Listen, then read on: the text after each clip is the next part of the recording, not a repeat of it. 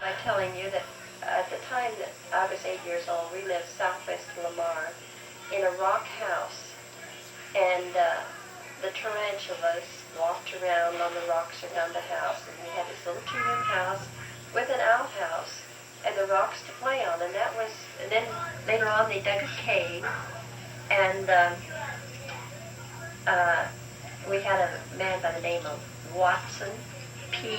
Hanley that was helping dig the cave, and the folks always had a cave to put their vegetables and things like that in, and Ira was standing on the edge, and Daddy and Watson were down in there digging away, and pretty soon Ira started saying, "Watson P, Watson P," and then I was like, "Watson P." and then we had a neighbor. His name was Frank Winters.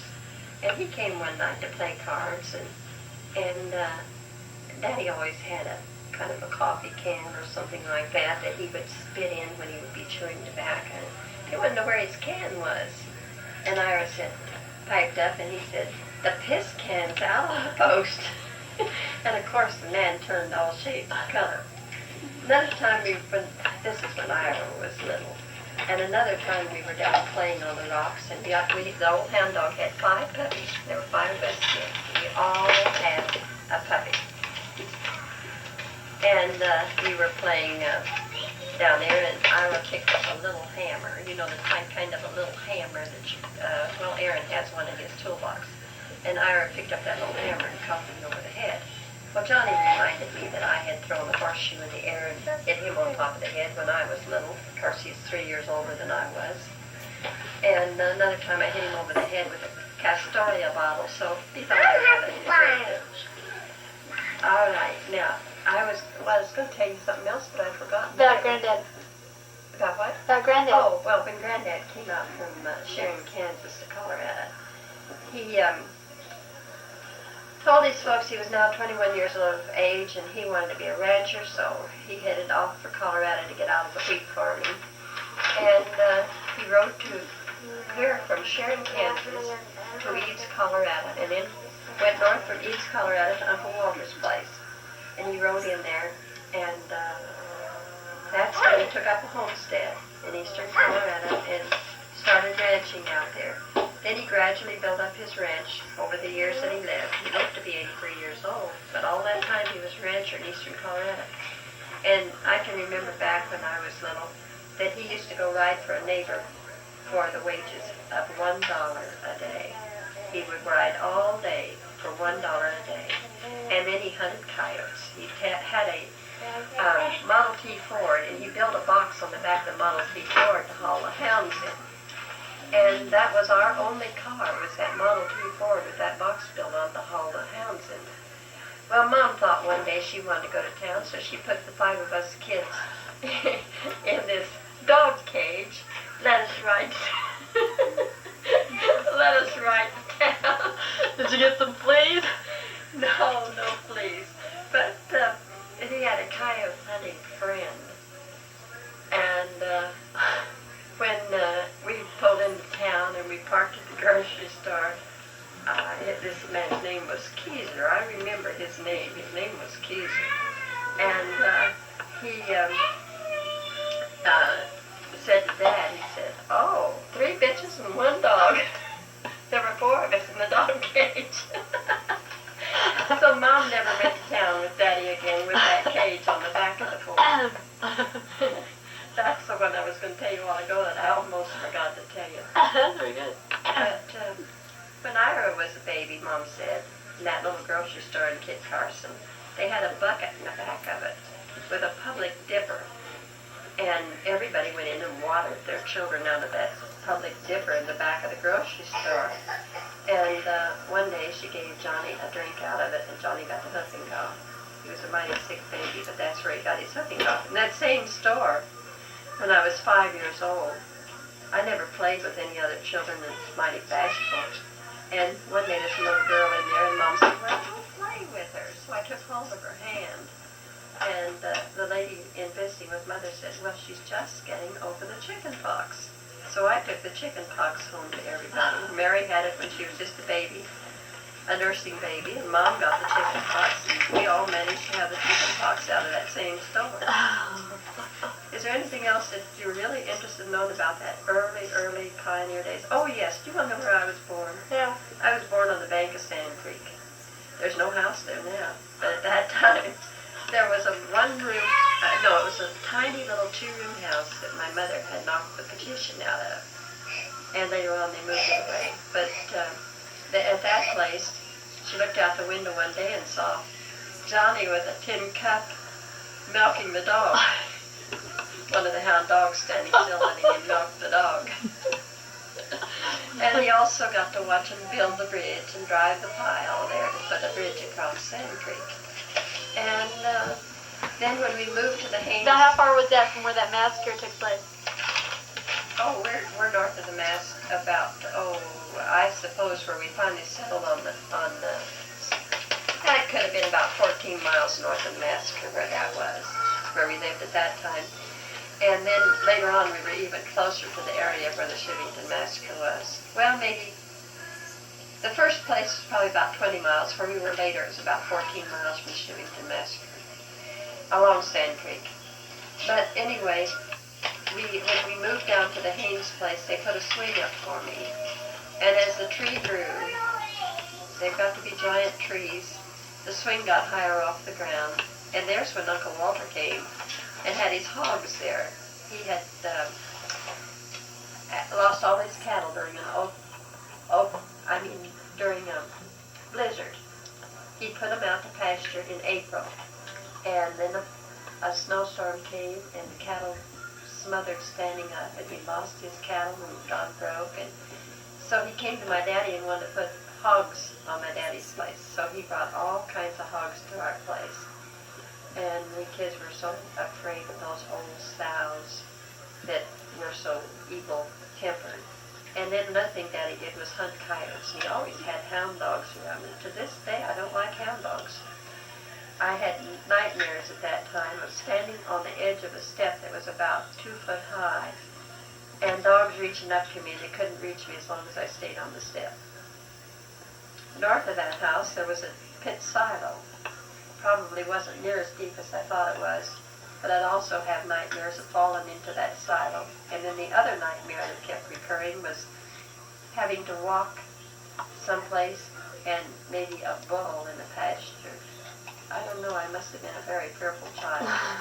What about that one time you said Grandpa, there was a tornado or something, and that one guy, all he had on, that kid or something, all he had on was a collar? Yes, Daddy told about being down at Sharon, Kansas, and he saw a tornado go through, so he rode over to one of the neighbors' houses to see if everybody was all right, and he saw a young boy of about 8 years old running around in the yard with a collar around his neck. The tornado had taken all the boy's clothes except his shirt collar.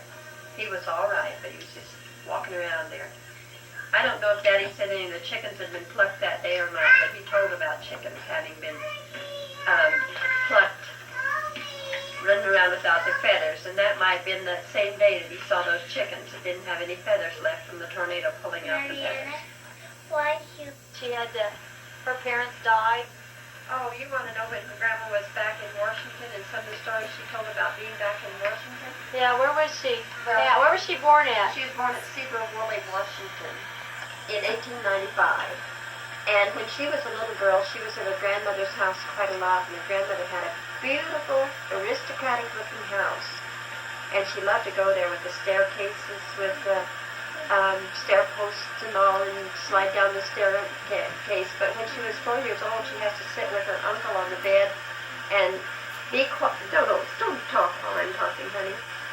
And when her uncle was dying at 4, she had to sit and entertain him. And then one day, what she wanted me to tell about was the day that her Mom sent her to go get a cake pan, and she came back kicking the cake pan all the way. She was about 4 years old when she did that, with feet in the cake pan. And her mother went out and cut a willow switch and switched her legs for having her feet in the cake pan. And whenever her mama baked the cake, she locked the door. And they all had to sit out on the doorstep while the cake was baking so the cake wouldn't fall. And when they had company, the company sat down at the table and ate, and the kids were given a great big slice of homemade bread and butter, and that was their supper. And they sat away from the table and ate. They didn't eat with the grown-ups. And her daddy worked in a sawmill. And one day the kids were out at the sawmill with the daddy, and they were out on Puget Sound, which is a lot of water, and they were riding along on a log and standing up on it, if you could imagine. Standing up on a log, all those kids. I think she said all 6 of them were out on that log.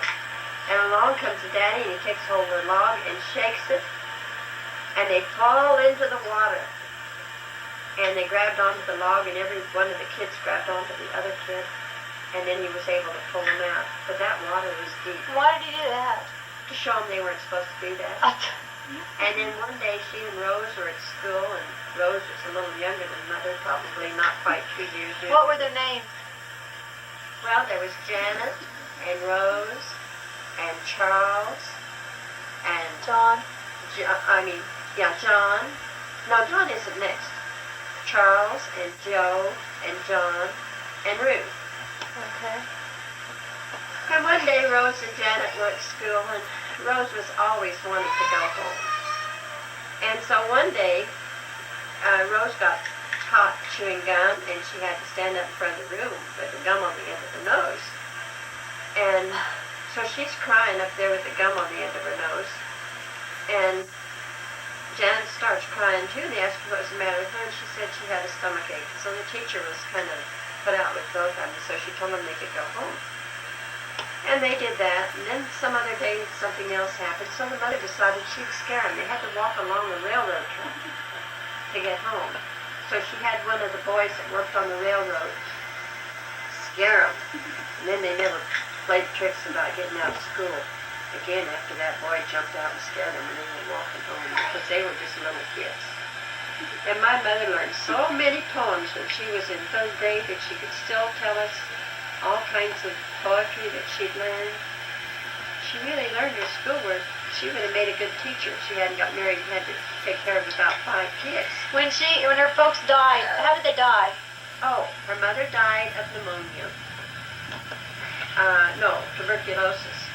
Her mother died of tuberculosis. She went out. She was a practical nurse, and she would go out and take care of sick people. And she got tuberculosis. 6 months later, her father died because he had cancer of the stomach. He had fallen from the top of a scaffold in the sawmill. So he lived longer than the mother did, and he said, "Now I want them to know that there was nothing wrong with having patched clothes." So he sent his 6 children across the United States to Canada to his sister. And his sister, Aunt Ida B., had 9 children of her own already. Where in Canada did they go? They went to Sault Ste. Marie, Ontario. Uh-huh. And they had to ride by train. And in order to have anything to eat, they had to pack the food and ride by train. And on the way to Canada, the train was wrecked. And they just all sat in their seat and waited very patiently until the conductor came and hunted them up. And they said what good children they were because they had all stayed together. And Janet was the oldest. She was only 14. And she had her 5 younger brothers and sisters to take care of. And then when they got to Canada, they enjoyed it in Ontario because it was so cold and yet so nice to go out and play on the ice. Well, then the uncle wanted to get their inheritance money, so he wanted to get them back into the United States. And they came and settled south of Kit Carson, Colorado. And that first summer they lived in tents. And they strung a rope around the tent so the rattlesnakes wouldn't crawl in, and they had to run through the sagebrush and watch for snakes and coyotes. I was a good woman. But Joshua Clem was one who liked to drink, but he wanted the inheritance money. Talk about her. So they came to the south of Kit Carson, and they lived in a tent for the first summer. And as I said, they put ropes around the tents. And then he built a cement house with a tin roof, a 3-room house, and sent for his wife and 9 children that meant 15 children and 2 adults in that little house there that next summer. And so they found work for Janet over at one of the neighbors, Cutler's, and she had to go out and pump water for cattle and in very scanty clothes. And one day Paul Myers saw her pumping water and suggested that she, when she went to church, to come to his house, and she ran away from there and went to his house and called in and reported how her brothers and sisters were being treated, and they took them away from Clem and sent them to orphans' home. In the meantime, while she was staying at Cutler's, while she was staying at Cutler's, Did she meet Grandpa then? no, I started to tell you. Oh, a little girl got snake bit, and she told how they had cut the little chickens open. They had a bunch of brand new little chickens freshly hatched. They cut them open and laid them on the snake bite to take the poison out of the snake bite. But she ran away to the Paul Myerses, and then from there she went to Cheyenne Wells to college. But she was old enough, she didn't go to the orphan's home, but all the rest of the brothers and sisters went there. Charles died while he was in an orphan's home from beatings received either by Clem or by somebody in the orphan's home. He had kidney injury. And then John was taken out of the orphan's home and sent to the coal mines at Trinidad. And Joe was taken out of the orphan's home by some farmers in Kansas, and he worked, I'm not sure where Joe was in Kansas, but he came to Kansas and worked for a farmer in Kansas. Rose was taken out by a rather wealthy family, the Palmers, in Denver, Colorado.